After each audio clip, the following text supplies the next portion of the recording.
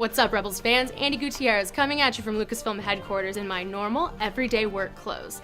This week, Sabine got her hands on a coveted piece of Mandalorian gear in Imperial Supercommandos, and now I'm here to take you behind the scenes. This is Rebels Recon.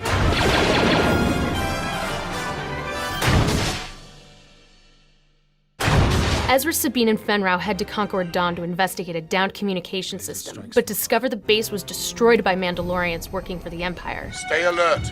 They're around here somewhere. However, when Ezra is captured by Gar Saxon, Fenn and Sabine must work together to save him. What took you so long? I was using strategy. It takes longer. Following the successful rescue, Fenn abandons the group, leaving them to fend for themselves, but only to have a change of heart in the end. You haven't forgotten our ways. That has earned my respect. This week, Sabine and Fenn Rau had to work together to escape from Mandalorians working for the Empire. I sat down with cast and crew to talk about Sabine's encounter with her Mandalorian past, the design behind Gar Saxon and the Imperial Supercommandos, and what it means for the rebellion now that Fenn Rau's on their side. Check it out.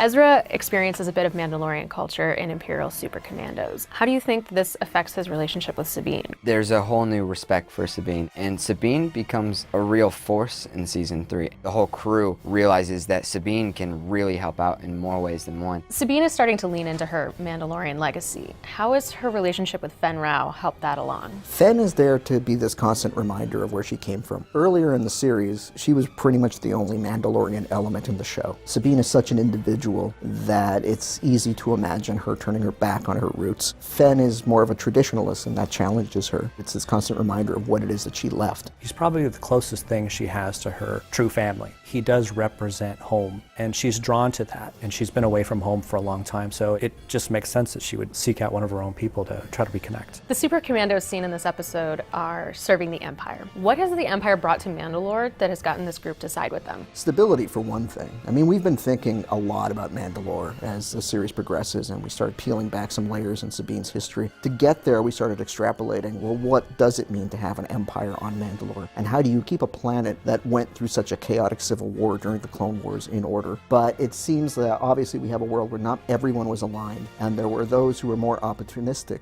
and who were willing to sign up with the Empire. The idea behind Boba Fett was that he was part of a group called Imperial Supercommandos, and now we're revisiting the idea of Stormtrooper Mandalorians. Right. How did you come up with the look for these soldiers? Obviously, there's all the very, very early days Joe Johnston designs for what ultimately evolved into Boba when he was still going to be part of the squad of white-armored super commandos. Dave had a bunch of sketches that were a little bit of that, but also hybrided with some ideas that he had of his own. He felt that they needed to be unique enough that you didn't think that's just Mandalorian armor with a T-visor that is white, that it had something that was a little more aggressive and very slightly more Imperial. And then as soon as you make any of that armor white, it obviously begins to read much more like a clone or a stormtrooper or a First Order. Gar Saxon is a character that had originally appeared in the Son of Dathomir series, and he was sided with Maul. What has he been up to since then, and why is he now with the Empire? Gar Saxon is like the quintessential sellout. He dresses up in Mandalorian tradition, but it's clearly he's more interested in power than anything deep-rooted in any sort of tradition. The idea is he probably was throughout Maul's reign on Mandalore. And once Maul was removed towards the end of the Clone War, Gar Saxon very likely withdrew into hiding. Then once the Republic became the Empire, and the Empire wanted a puppet leader on Mandalore, he was probably more than willing to come out of the shadows and do whatever it took to earn the Emperor's favor. How much of the Clone Wars design translated to Rebels? Very little, because Gar was part of Darth Maul's band, and he had the big horned helmet, and he had a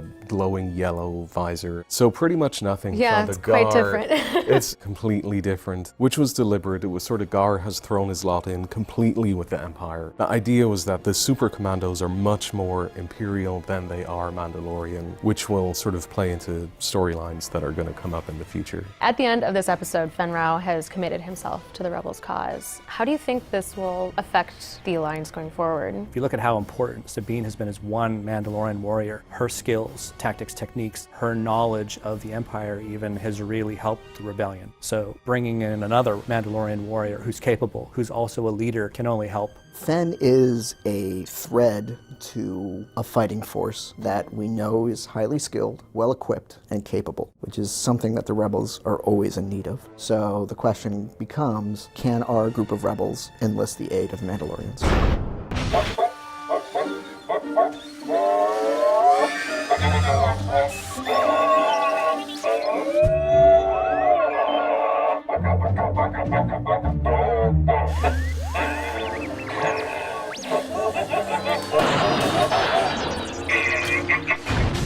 Lucasfilm Story Group's Pablo Idalgo is like a living, breathing holocron. If a holocron was a South American-Canadian coffee lover with a dynamite goatee and a winning smile. So come with me while I extract some more Star Wars knowledge out of his big old Star Wars-filled head. Hey, Pablo. Hey, Andy. I got a question for you. All right.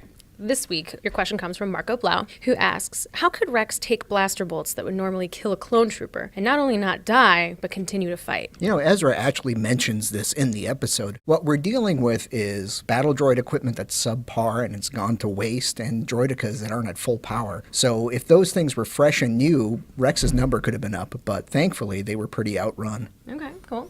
And a bonus question, because a lot of people are asking, why do some characters say Clone War instead of Clone Wars? Is there a difference? Is there a reason for that? No, just personal preference. Both are perfectly acceptable. Oh, all right then. Thanks. Have more questions about Imperial Super Commandos or anything else you want to know about Rebels? Tweet it to @StarWars using the hashtag Rebels Recon, and we'll answer what we can online. Now it's time for a sneak peek of our next episode, which I'm kind of in love with, Iron Squadron.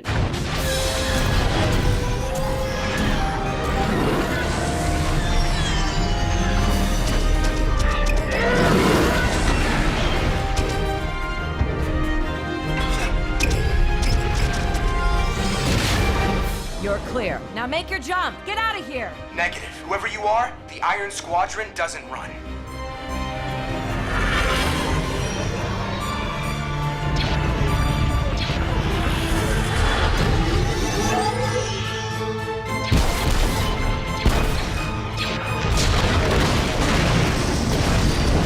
Thanks for watching Rebels Recon. We'll be back soon with a brand new episode. In the meantime, check out the episode guide for Imperial Super Commandos on StarWars.com on Monday. And if you haven't already, like the video, subscribe to the channel, and download the Star Wars app. Thanks again, and may the Force be with you.